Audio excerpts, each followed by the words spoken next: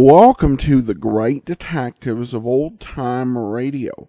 From Boise, Idaho, this is your host, Adam Graham. If you have a comment, email it to me, box13 at greatdetectives.net. Follow us on Twitter at Radio Detectives and become one of our friends on Facebook, facebook.com/Radio Detectives. Before we do get started, I want to remind you the podcast awards continue and you can vote for us every single day. I encourage you to vote for us daily, podcastawards.com. You can vote once a day. Now we're going to get into today's episode of Yours Truly, Johnny Dollar. The original air date, June the 28th, 1959. And the title is The Ling Buddha Matter. From Hollywood, it's time now for... Johnny Dollar. Marty Bruce, Johnny, at Worldwide Mutual. Oh, hi, Marty. How are you? Did you ever hear of the Ling Buddha? Nope, I'm afraid I never. It's probably the most valuable piece of jade there is. A little statue not more than 3.5 inches high. Made during the Ling dynasty. And you've insured it? Yes. For how much? $40,000. So what's happened to it? I don't know. I don't know if anything's happened to it. Well, if nothing's happened to it... I'm not even sure of that. Huh? That nothing's happened to it. Come on over here and let's talk about it, huh? Yeah, I think I'd better.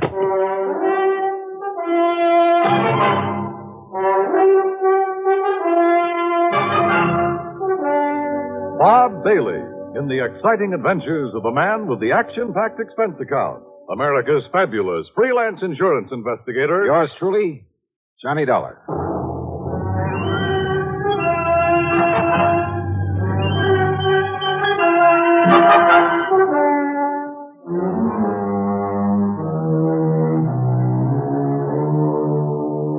Expense account submitted by Special Investigator Johnny Dollar to the Worldwide Mutual Insurance Company, Home Office, Hartford, Connecticut. Following is an account of expenses incurred during my investigation of the Ling Buddha matter.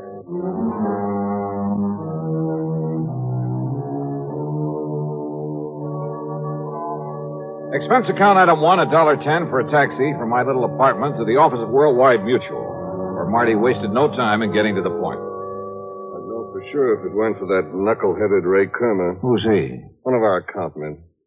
Got back from a European vacation just this morning. For being so stupid, I ought to fire him. He knew we'd insured that jade Buddha. And when he saw it over there in Paris a couple of weeks ago, he should have looked into it. Found out what it was doing there. Doing just exactly where, Marty? In a dingy little antique shop, somewhere on the Rue de la something or other. He didn't even have sense enough to get the address or the name of the place. Oh, where was it supposed to be? Locked up in the home of the late Darrell Harcourt up in Boston. And of course it isn't. Well, that's the point. I don't know. There's been no report of a theft. Well, if somebody's seen it in Paris... Is that Buddha pretty well known among collectors and so on? I told you. It's probably the most valuable piece of jade in the whole world. Then let me use your phone. Sure, here. But if we don't even know what shop or where it is in all of Paris... Just leave it to me. My phone call was to a slimy little character whose name is de Marsac, but who calls himself the Chat Gris, the gray cat, who knows the Paris underworld like the back of his hand. He'd been a lot of help to me some months before in locating a painting that was stolen from my good friend and the actor and art collector Vincent Price. Certainement, Monsieur Dollar. If you are willing to pay me well. If you can dig up the information I want, I'll mail you a check for $100 American immediately. Oh, Johnny. Only 200? What you call bucks for my inestimable services? Oh, Monsieur. Okay, 200. Now listen. There's a little idol, the Ling Buddha. Yes, I know it well. Oh? I saw it only this morning, here in Paris. Where? At the shop of Monsieur Dubuisson on the Rue des Pas de l'Amour. Yes, it was smuggled in only a few weeks ago. And the price on it? Well, for such a rare and exquisite piece, most reasonable. How much? 32 million francs. That's around $80,000, so it must be the McCoy. You wish me to, shall we say, obtain it for you? You mean steal it? But of course, monsieur. But for a price. No, thanks. I'll send you a check. You're giving him $200 just for that? A lot cheaper than my flying over there. Well, yes. So now I'd better check at the home of this, what'd you say the name is? Darrell Harcourt in Boston. I'll put down the address for you. Died about 2 years ago. Home's in charge of his old housekeeper, a Mrs. Mary Haskell. And I take it his property hasn't been disposed of yet. His fine old tapestries and furniture, yes, will to various museums here. Thanks. Everything but the contents of Mrs. Haskell's room and the study. The latter he willed to a nephew, Charles Curtis, to be given to him the day he finishes at Harvard. Well, that's a funny sort of arrangement. Harcourt was a funny man. The Buddha was the only thing of real value in that room. And he figured it was enough to get his nephew started in a business of some kind. I see.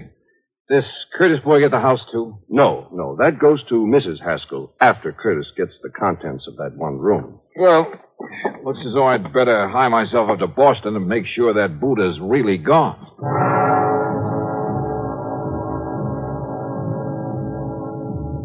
Item 2, the $200 check to my informant in Paris, who was sure he'd seen the Ling Buddha, was sure it had only arrived there recently.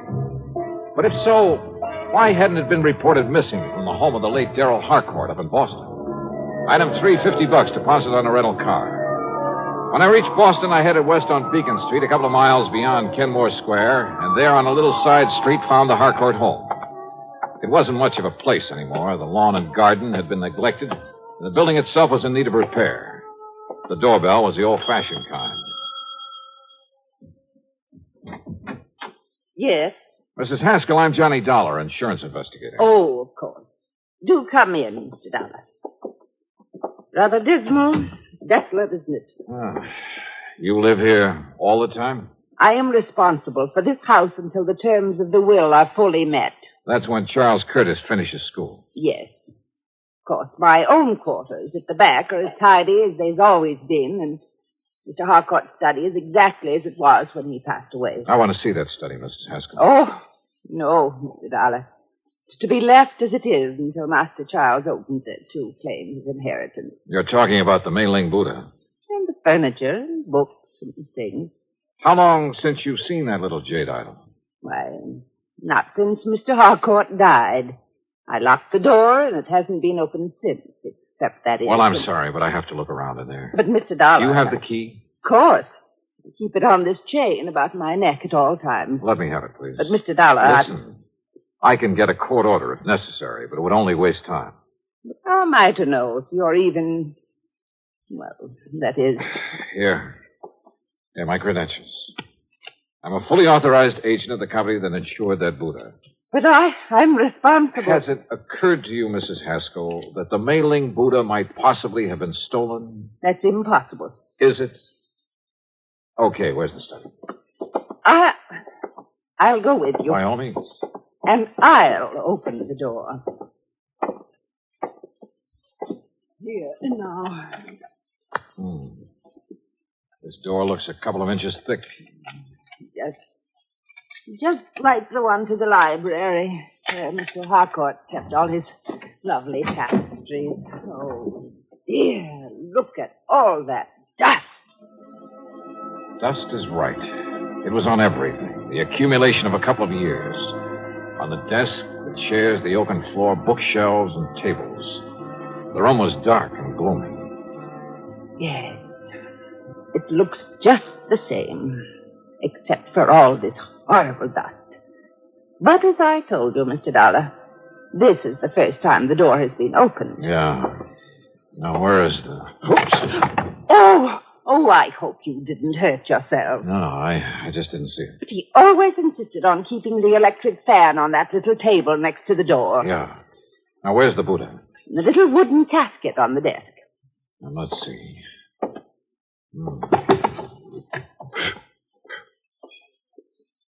Now. Well, I was afraid of this. Afraid of what, Mr.? Oh, no. It's gone. The Buddha's gone. Yeah. Oh, no. I searched the room thoroughly and found no trace of the Ling Buddha. Somehow, someone had got in that locked room and stolen it. It must have happened recently. A piece as valuable as that wouldn't be allowed to lie around for long. Demarsok had told me it arrived in Paris only a few weeks ago, and I had no reason to doubt it. But how could anyone possibly have got in there without leaving marks in the dust that swirled about our feet every time we moved, that showed a clear imprint of every step we made, that left a mark on everything I touched? Oh, dear, Mr. Dollar, this is terrible. You're sure you have the only key to this room, Mrs. Haskell? Yes, it was entrusted to me to prevent this very thing. Oh, dear. What about the nephew, Charles Curtis? No, I'm sure he's never had one. You think he could have got hold of yours and had a copy made? No, impossible, Mr. Dollar. Oh, dear. Where is he? At school at Harvard. I think I'd better see that boy. Well, certainly you can't think that Master Charles did this. I don't know what to think yet. Tell me, you're absolutely sure you've let no one in here since Mr. Harcourt died? You can tell by the dust over everything that no one has been in here. Not for years. You're sure of that? Absolutely. Well, except for the federal tax man, of course, the appraiser for the estate. Oh? When was that? A month or so after Mr. Harcourt passed away. And yet, Peace showed up in Paris only a few... I was with him, Mr. Dollar, and so was the attorney. Who is the attorney? Mr. Howard Bancroft in town. Do you have his address? His office is just off Copley Square. Uh-huh. Then I've got two people to see, Charles Curtis and Howard Bancroft. Mr. Dollar, about Master Charles. He's a good boy. Oh, yeah, I'm sure. You simply can't think that he... And anyhow, no one could have gotten here without leaving a trail. Mr. Dollar... Now, look, I want you to close up this room again and leave it closed. I'll be back. Please, Mr. Dollar, about Charles, listen to me. Maybe later, Mrs. Haskell. Later? Yeah, after I've talked to him.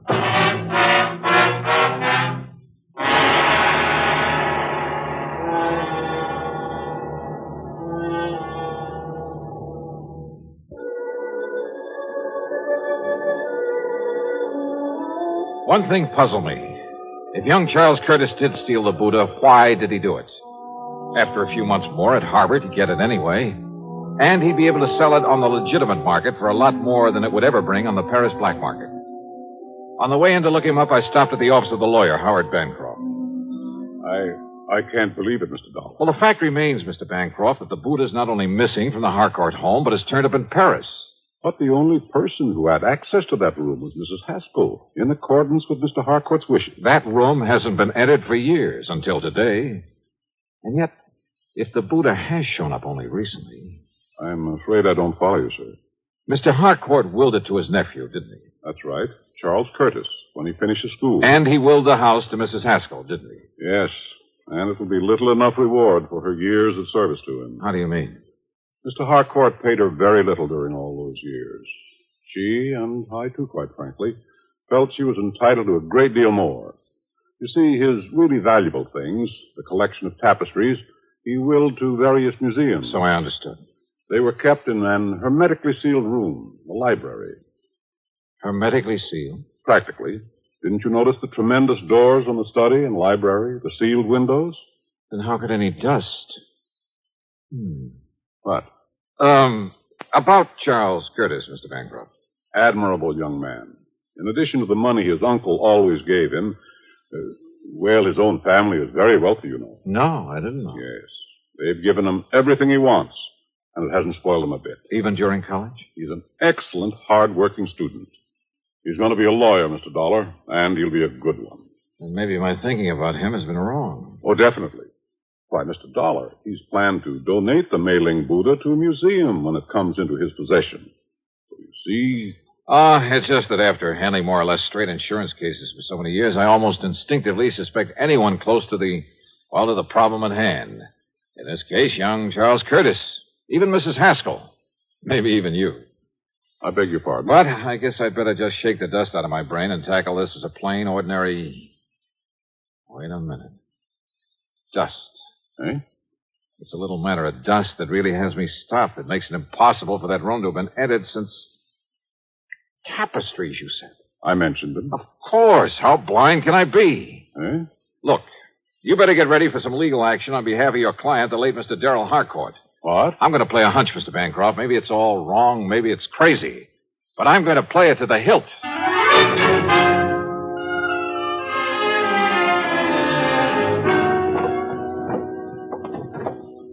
No. Mr. Dollar, you can't do this. You have no right. Now, we'll see about that. These are my own personal things. I don't believe you're an insurance investigator Please, at all. whatever you like. Have you a warrant to search my room this way? No. No, you're just some thief, some... Uh-huh. Oh. Yeah. This bank book in your name. No, you give me that. Uh-huh. Some 20 years of a balance that never got above $600 or $700. Give me that. Here. 2 months ago, a single deposit of $21,000. That was money That was the money you got from some crook. We'll let the police run him down. Some crook who smuggled the Ling Buddha over to Paris after you stole it out of the study. That's impossible, and you know it. That study hasn't been open for nearly 2 years. You saw the layer of dust in there yourself. Oh, yes. You pointed it out to me half a dozen times. I should have caught on then. Come on. We're going into that study. Give me the key. No, I won't. Then I'll have to rip it off that chain around your neck. All right. Here. You saw for yourself? Yes, I saw it all right. And I didn't have sense enough to realize what kind of dust that was. Here now. Look at it. Full as earth. What are you talking about? About the old-fashioned method of cleaning fine tapestries with Fuller's earth. That's the way Mr. Harcourt cleaned them, isn't it? What difference does that make? And there's probably a supply of it down in the cellar somewhere that he always kept on hand. What if there is? That doesn't prove anything. Yeah, I was blind. Blind as a bat when I knocked over this electric fan that didn't have any dust on it. Because it's what you use to spread the dust. The fine particles of Fuller's earth all over this room. A little sackful, maybe, held in front of the fan. Now, listen. And it left proof, apparently, that nobody'd been in here for a couple of years. Yeah, it had me fooled. But not anymore. Better get your coat, Mrs. Haskell. No.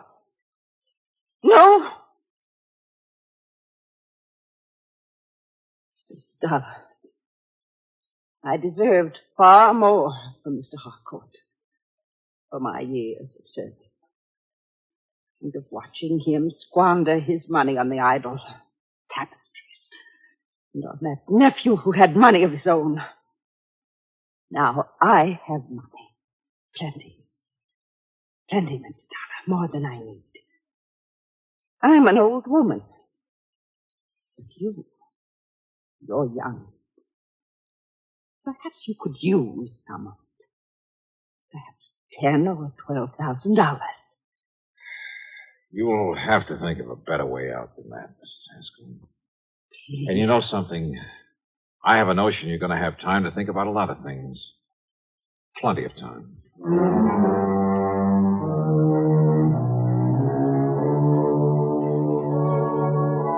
Yeah, I know. The Mei-Ling Buddha still has to be brought back from Paris. Maybe I'll get the assignment. Maybe it'll go to one of our regular foreign investigators. As for Mrs. Haskell, well, I'm sure Mr. Bancroft will lose no time in taking whatever steps are necessary. So, expense account total, including mileage on my rental car and a few incidentals, well, call it $300 even. Yours truly, Johnny Dollar.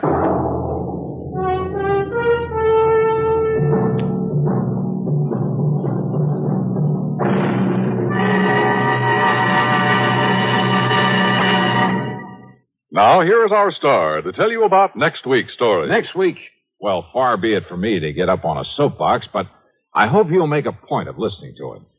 It concerns a lot of money in the wrong hands, in the hands of a bunch of kids too young to meet responsibility, too young to realize that cutting loose from family before they're ready can lead to trouble. In this case, murder. Yeah, I think you'd better hear it. So join us, won't you? Yours truly, Johnny Dollar.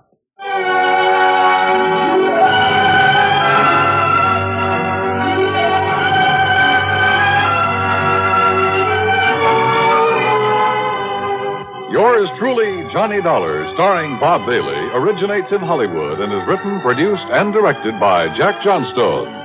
Heard in our cast were Virginia Gregg, Paul Duboff, Will Wright, and Forrest Lewis. Be sure to join us next week, same time and station, for another exciting story of yours truly, Johnny Dollar.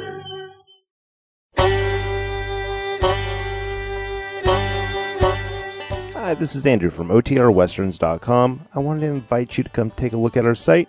We stream live OTR Westerns 24 hours a day, 7 days a week, along with putting out podcasts of old-time radio westerns. Check us out at otrwesterns.com. You're listening to The Great Detectives of Old Time Radio with Adam Graham. Now let's get back into the show.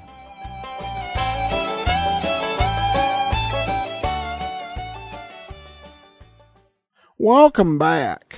Well, a good mystery and nice use of clues, even though we had met a limited number of suspects. I think this was definitely an episode, worked really well, and like the continuity as well as the common sense. And of course, we do have a hint. We're going to get a very special Johnny Dollar coming up next week, so we'll definitely be listening for that. All right, listener comments and feedback, and we have this from Darlene regarding the missing episodes of yours truly, Johnny Dollar. She writes, I'm a big fan. I've downloaded all the episodes and play them while I work out and work around the house. I may know why there are so many missing episodes of this CBS series, but I think you'll find my explanation depressing. In the late 1970s, I ran the videotape library at CBS in Hollywood. The network was doing a week of retrospective shows to celebrate its 50th anniversary as a broadcasting entity. To our dismay, we found out that dozens, if not hundreds, of old radio and television shows simply didn't exist anymore. The reasons? There are two.